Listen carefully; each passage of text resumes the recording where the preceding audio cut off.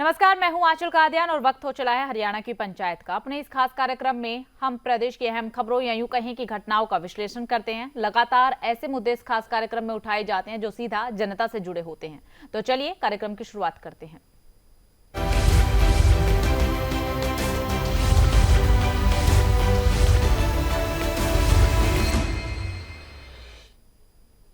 Delhi blast की जांच जैसे जैसे आगे की तरफ बढ़ रही है, जांच एजेंसियों को नई नई चौंकाने वाली जानकारियां हासिल हो रही है। 10 नवंबर को हुए दिल्ली में धमाके को पाकिस्तानी आतंकी संगठन जैश-ए-मोहम्मद से जुड़े फरीदाबाद सहारनपुर के जिस डॉक्टर मॉड्यूल ने अंजाम दिया, उनमें से कई फरीदाबाद स्थित अल फलाह यूनिवर्सिटी से जुड़े हुए थे।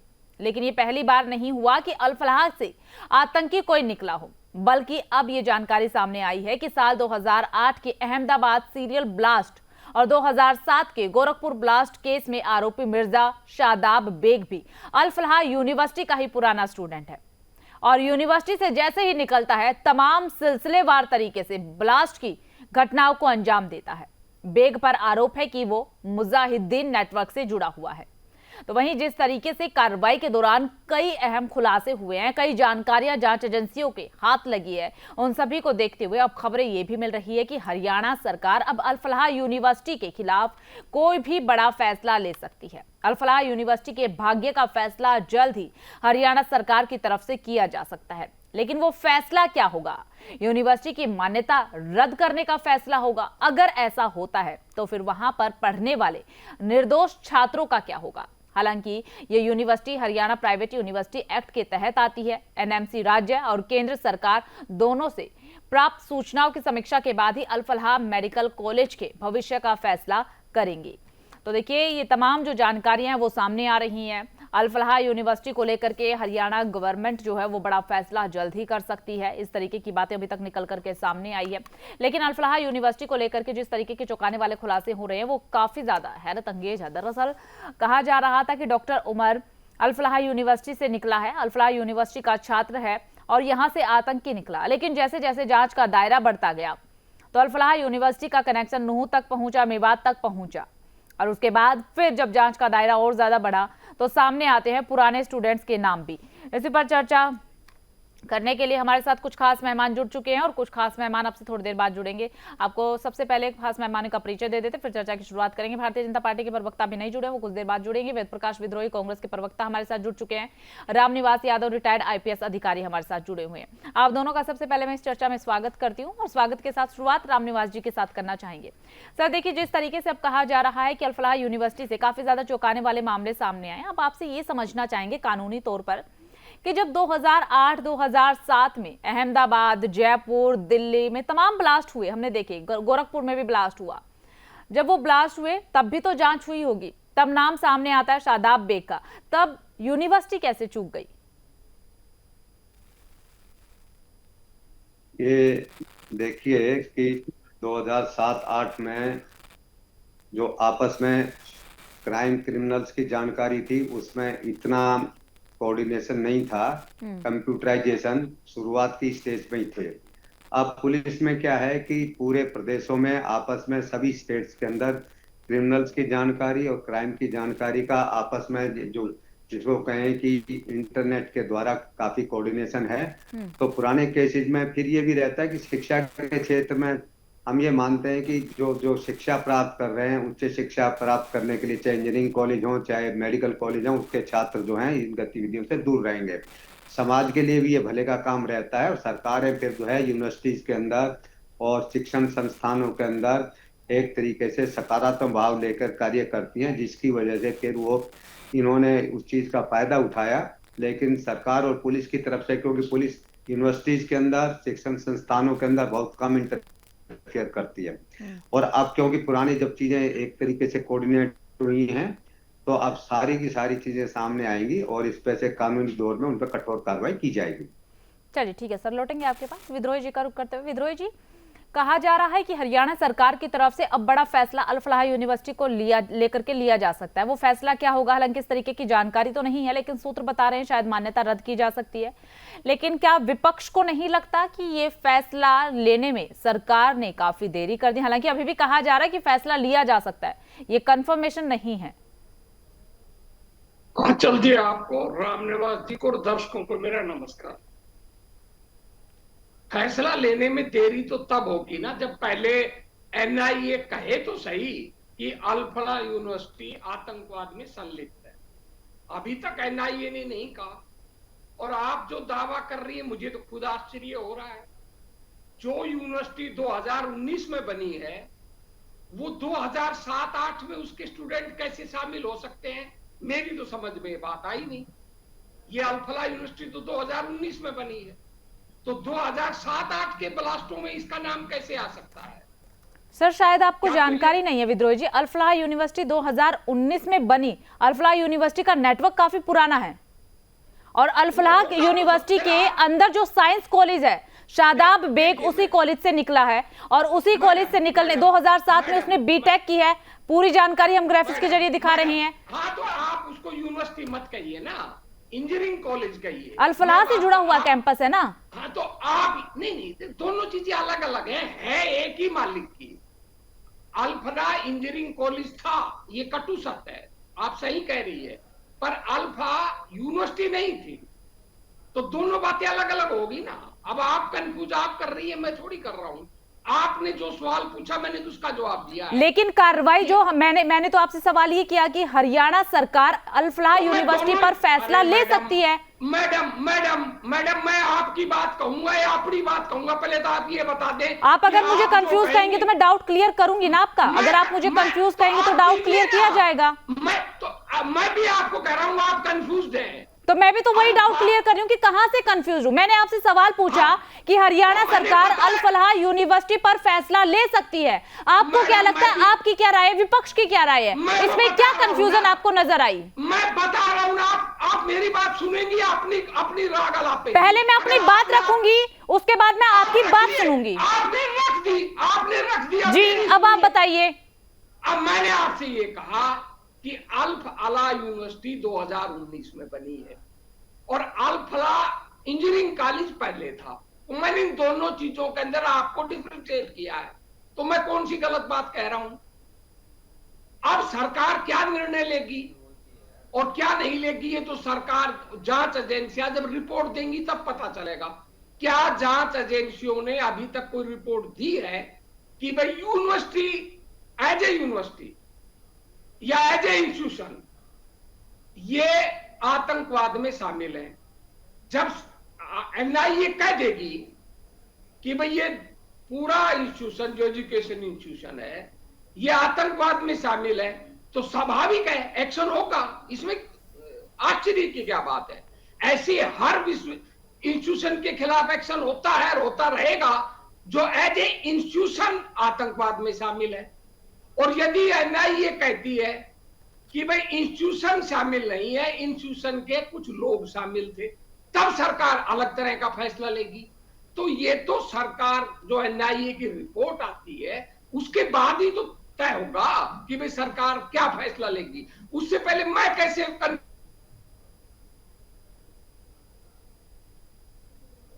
आपका अधिकार है, मैं आपके अधिकार को तो नहीं रोक सकता, पर मैं कैसे कंक्लूजन कर सकता हूं, मैं कैसे प्रतिक्रिया? अधिकार को तो नहीं रोक सकता, पर मैं, जब तक इस यूनिवर्सिटी को आतंकवादी यूनिवर्सिटी नहीं घोषित किया जाता, ये काम तो जांच एजेंसियों का है।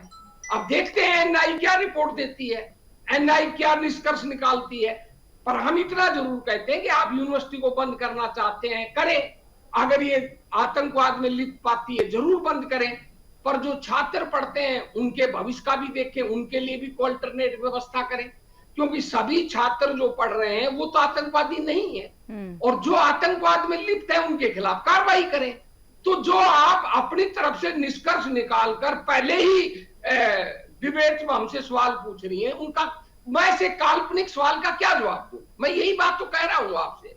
अब आपको गलत लगती है, आपका अधिकार है, पर मैं वो कहूंगा ना जो मुझे सही लग रहा है। या आप मुझे बता दें, क्या एनआईए ने इस यूनिवर्सिटी को आतंकवाद में लिप्त बताया है क्या? अभी तो जांच चल रही है। अभी तो ये है कि भाई कुछ लोग इस यूनिवर्सिटी के जो डॉक्टर्स थे, जो इसमें पढ़ाते थे, उसमें 8-10 लोगों का नाम आ रहा है कि वो लोग इस आतंकवादी गतिविधियों में लिप्त थे, और पास में कोई मदरसा बताते हैं और कोई प्राइवेट जगह बताते हैं, कि वहां से वो लोग ऑपरेट करते थे या भाई जो ग्राइंडर उसमें चक्की में पीस कर जो विस्फोट को पीसते थे या बम बनाने की चीजें मेल्ट करते थे, वो यूनिवर्सिटी से बाहर करते थे, यूनिवर्सिटी के अंदर नहीं करते थे। अभी तक जो एनआईए ने की खबरें सामने आई है, और यदि एनआईए अपनी जांच के बाद कुछ और खबरें देगी और नए खुलासे करेगी तो यानी कि विपक्ष को ऐसा लगता है, कुल मिलाकर के आपकी बात मैं यही समझ पाई हूं कि विपक्ष को ऐसा लगता है कि अभी तक यूनिवर्सिटी पर कोई कार्रवाई नहीं होनी चाहिए जब तक एनआईए की रिपोर्ट सामने नहीं आती। एनआईए की रिपोर्ट जब तक सामने नहीं आती तब तक कोई कार्रवाई नहीं होनी चाहिए। ठीक है, आपने यही कहा ना, क्या गलत है इसमें? आपने यही कहा ना, यही समझी, सही समझी ना? ठीक है, ठीक है। संदीप आजाद जी भारतीय जनता पार्टी के प्रवक्ता हमारे साथ जुड़ चुके हैं। संदीप जी, कहा जा रहा है कि हरियाणा सरकार जल्द ही फैसला ले सकती है अल फलाह यूनिवर्सिटी को लेकर के। जी देखिए, अल फलाह यूनिवर्सिटी को लेकर के जिस प्रकार की भूमिका, संदिग्ध भूमिका उनकी इस पूरे मामले में गई है, तो उस पर कार्रवाई हो रही है। और इसके अंदर नैक ने भी उनकी मान्यता रद्द की है। ऑल इंडिया जो यूनिवर्सिटीज है एसोसिएशन थी है, उसकी साथ भी जो उसकी मान्यता उन्होंने भी रद्द कर दी है। और यूजीसी ने भी स्पष्ट कर दिया है कि इस यूनिवर्सिटी ने 12B की जो धारा है उसके तहत जो आवेदन करना होता मान्यता करने के लिए, वो मान्यता उन्होंने नहीं ली है। तो और इसके अलावा जो इस यूनिवर्सिटी के चेयरमैन है वो इस समय आपको पता है ईडी के हिरासत में है। और लगातार इसमें जो फंडिंग इन्होंने पैसे जुटाए इस शैक्षणिक माध्यमों से और दूसरी जगह ये लगाने का प्रयास कर रहे थे, या फिर अपने इसके जितने भी घोटाले ईडी के माध्यम से अब तक पता चल पाए हैं कि ये लोग जो ट्रस्ट के माध्यम से पैसा आता था उसको अपनी निजी कंपनियों में पैसे को ट्रांसफर करते थे। तो अभी पूरी जांच चल रही है और ईडी की भी जांच चल रही है, एनआईए की भी जांच चल रही है, क्योंकि बहुत सारी चीजें जांच में, अभी जांच ऑन गोइंग है, तो बहुत सारी चीजें हो सकता है कि अभी तक हमारे तक नहीं पता चल पा रही है, हमें नहीं पता चली है। आने वाले समय में जब भी सारी जांच पूरी हो जाएगी और जो भी भूमिका यूनिवर्सिटी कार्रवाई, जो कार्रवाई अब तक की बनती थी उस विश्वविद्यालय पे, वो सारी कार्रवाई हुई है। क्योंकि आप देखिए किस प्रकार का टेरिड मॉड्यूल खड़ा करने का प्रयास किया गया उस यूनिवर्सिटी को माध्यम बना करके वहां पे पढ़ने वाले, क्योंकि 2019 में एमबीबीएस का कोर्स शुरू हुआ, और जो आतंकवादी है उन्होंने किस प्रकार की, हमें कहा जाता है कि जी बेरोजगारी है, या फिर जैसे लोग तर्क देते हैं कि जो पढ़े लिखे लोग नहीं है इस प्रकार के कामों में शामिल होते हैं। लेकिन आप देखिए कि जो एक प्रोफेशन जिसको माना जाता है कि डॉक्टर भगवान का रूप होता है, लेकिन वो कैसे भगवान वाली जो श्रेणी है उसको किस प्रकार से हैवान बनाने का प्रयास किया जा रहा था, किस प्रकार से ऐसे लोगों को इसमें शामिल किया जा रहा था ताकि लोग शक भी नहीं कर पाए। क्योंकि आपको पता है यूनिवर्सिटी के अंदर मैक्सिमम जो स्टूडेंट पढ़ता है, वो मैं बता देता हूँ आपको, वो मेवात से आने वाला विद्यार्थी पढ़ता है, या फिर आपका कश्मीर से आने वाला विद्यार्थी पढ़ता है, या फिर माइनॉरिटीज का जो विद्यार्थी है उस यूनिवर्सिटी में पढ़ रहा है। तो ऐसा सॉफ्ट कोर्नर ढूंढ करके जो लोग लगातार धर्म के नाम पे, कट्टरपंथी के नाम पे इस प्रकार का टेरर मॉडल फैलाने का प्रयास कर रहे हैं देश में, वैसे हमारी सुरक्षा एजेंसियों ने बहुत तेजी दिखाते हुए, बड़ी त्वरित गति से कार्रवाई करते हुए इस पूरे टेरर मॉडल को तोड़ने का काम किया। क्योंकि आपको पता है कि आपने देखा कि इसमें जो जांच अब तक की निकल करके आई उसमें पता चला कि ये लोग ड्रोन के माध्यम से बड़ा हमला करने के फिराक में थे। लेकिन एनआईए ने और बाकी सुरक्षा एजेंसियों ने 30 अक्टूबर को, क्योंकि 10 तारीख को वो हमला हुआ, 30 अक्टूबर से इनपुट्स थे और उस इनपुट्स के माध्यम से तमाम सारे थे उस पूरे नेटवर्क को तोड़ने का काम किया है। अभी जांच ऑन गोइंग है, क्योंकि जांच में बहुत सारी चीजें हैं वो अभी हमारे सामने नहीं आई है। आने वाले समय में जब ये जांच जो सरकार भी इसको लेकर के स्पष्ट करेगी कि ये मॉडल कहां से संचालित हो रहा था, कौन कौन लोग इसके अंदर शामिल थे, तो इसका थोड़ा सा इंतजार करना चाहिए। और यूनिवर्सिटी पे निसंदेह जो उस यूनिवर्सिटी के खिलाफ कार्रवाई अब तक होनी चाहिए थी वो सारी कार्रवाई हुई है, और अगर भूमिका उसकी संदिग्ध मिलेगी तो आने वाले समय यूनिवर्सिटी पे और कार्रवाई होगी। और घोटाले को लेकर क्या कहेंगे? घोटाले में तो भूमिका संदिग्ध मिल ही गई है ना, काफी घोटाला यहाँ पर हुआ है, और उसी केस में शायद चेयरमैन भी गिरफ्तार किए गए, हिरासत में लिए गए हैं। मैंने बताया वो ईडी की गिरफ्त में है। और जो विश्वविद्यालय के बारे में ट्रस्ट के माध्यम से यूनिवर्सिटी चल रही है, मैं आपको बता देता हूं। और ट्रस्ट की जो संपत्तियां थी इस यूनिवर्सिटी के माध्यम से जो पैसा आ रहा था उसको इन्होंने निजी कंपनियों में, क्योंकि जो चेयरमैन है उसका परिवार बताया गया कि वो सऊदी अरब में बसा हुआ है, और बाकी जो इसकी बाहर भी जो बिजनेस में वो पैसा ट्रांसफर किया गया। अब जो फर्जी सेल कंपनियां है उनके अंदर उस पैसे को ट्रांसफर किया गया, उसकी जांच पूरी हो रही है। और जो कार्रवाई होगी इस पूरे नेटवर्क को तोड़ने के लिए सरकार या हमारी सुरक्षा एजेंसी जो कार्रवाई करेगी वो आने वाले समय उसको देखा, क्योंकि माननीय गृह मंत्री जी ने बिल्कुल स्पष्ट कर दिया था कि जिस हमले में जो लोग शामिल है, इस टेरर मॉडल में जो लोग शामिल है, उनको किसी भी हालत में बख्शा नहीं जाएगा। ठीक है, रामनिवास जी आपके पास आते हुए देखिए, आज ही जानकारी मिली है कि जो डॉक्टर उमर है या फिर तमाम जो डॉक्टर हैं जो कि अल फलाह यूनिवर्सिटी से निकले हैं, उन डॉक्टर्स ने आटा चक्की का इस्तेमाल किया है। विस्फोटक सामग्री बनाने के लिए। इस पर आप क्या कहेंगे? आटा चक्की का इस्तेमाल सच में क्या हो सकता है? एक आटा चक्की के इस्तेमाल से एक इतनी खतरनाक चीज बनाई जा सकती है कि दिल्ली में जिस तरीके से ब्लास्ट हुआ ऐसी घटनाओं को अंजाम दिया जा सके? ये आंचल जी, जो विस्फोटक पदार्थ हैं उसमें बहुत ही छोटी छोटी चीजों का इस्तेमाल करके, क्योंकि केमिस्ट्री, जिसका केमिस्ट्री को ज्ञान है वो अपने किसी भी चीज को बम विस्फोटक में परिवर्तित कर सकता है। तो आटा चक्की का जरूर इस्तेमाल हो सकता है। और जो जिसमें कि जो ये फर्टिलाइजर्स थे या बाकी जो केमिकल्स थे, तो जिसको भी ये ज्ञान रहेगा वो उसमें परिवर्तित कर सकता है। विस्फोट करना कोई इतना मुश्किल काम नहीं है। सिंपली ये है कि जब मंशा व्यक्ति की खराब हो, ज्ञान को जो उसने कोई ज्ञान अर्जित किया है उसको यदि गलत दिशा में लेकर जाएगा तो वो तुरंत किसी चीज में भी, क्योंकि कोई भी एसिड लें, कोई भी केमिकल कंपाउंड लें, उसमें मिक्स करके कौन सी चीज बन जाएगी वो सबको पता है। तो ये इन्होंने कोई इसमें बहुत बड़ी ऐसी नहीं है। और फिर दूसरा चीजें हैं जो कि जो आतंकवादी हैं वो छोटी छोटी चीजों का इस्तेमाल, जैसे कहीं आईडी लगाई तो इलेक्ट्रॉनिक डेटोनेटर लगा दिया। फिर ये दूसरा पेट्रोल बम भी बनाते हैं, तो पेट्रोल डाला, उसके अंदर ये लोहे के कीलें डाल दी और उसको हिला के फेंक दिया, आग लगा दी। बत्ती तो सामान्य चीजें हैं, ये कोई भी चीज कैसे भी इस्तेमाल करके कर सकते हैं।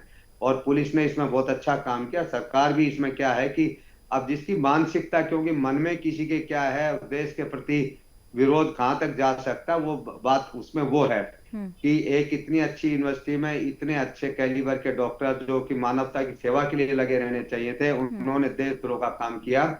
और ये बहुत बड़ा एक प्रश्न सबके मन में आ गया कि भाई डॉक्टर्स हैं, इंजीनियर्स लोगों का पहले से था कि इंजीनियर्स लोग कुछ इस प्रकार की गतिविधियों में शामिल हो जाते हैं, लेकिन डॉक्टर्स का इस प्रकार से शामिल होना बहुत ही बड़ा जो है एक मानवता के प्रति भी खतरा है। और दूसरा ये इन्होंने ये कहें कि जो डॉक्टर की शपथ होती है उसके लिए भी इन्होंने वो किया है, और देश के प्रति भी किया है, और समाज के प्रति भी इन्होंने एक तरीके से जिसको कहे समाजद्रोह, देशद्रोह, और ये अपना जो व्यवसाय है उसका प्रति भी द्रोह है। तो ये बहुत ही गलत बात इन्होंने की है और इस प्रकार की कार्रवाई, और इसका पहले भी रिकॉर्ड रहा है। जो अल फलाह यूनिवर्सिटी है, ये मध्य प्रदेश के मऊ के जिले का रहने वाला इसका मालिक है, उस पर भी वहां पे इसके जो कहें कि जिसको कहें कि छुट भैया अपराधी इस प्रकार का वहां पे भी रहा है ये। और वहां से शिफ्ट होकर फिर ये हरियाणा में यहाँ फरीदाबाद में आया, तो उसके बाद इसने अपने दूसरे जो कनेक्शन बना के उसके माध्यम से चीजें खड़ी की हैं। तो बहुत कठोर कार्रवाई सरकार कर रही है, और इस प्रकार की गतिविधियां ना समाज सह सकता और ना सरकार इसको सहन कर सकती। बिल्कुल सर, देखिए ना समाज सह सकता है ना सरकार सहन करेगी, और जिस तरीके से जांच एजेंसियों की तरफ से लगातार परत दर परत खोली जा रही है, कई चौंकाने वाले खुलासे भी हो रहे हैं, जिनके बाद हर रोज एक नया सवाल पैदा हो जाता है कि ऐसा क्यों हो रहा है, किसकी वजह से हो रहा है। संबंध काफी ज्यादा 2 दशकों, यूं कहना भी गलत नहीं होगा कि 2 दशक पुराने संबंध निकल करके अल फलाह कैंपस के जो है वो सामने आ चुके हैं। लेकिन सर डॉक्टर जैसे पढ़े लिखे लोग किस तरीके से आतंकवाद में घुस जाते हैं?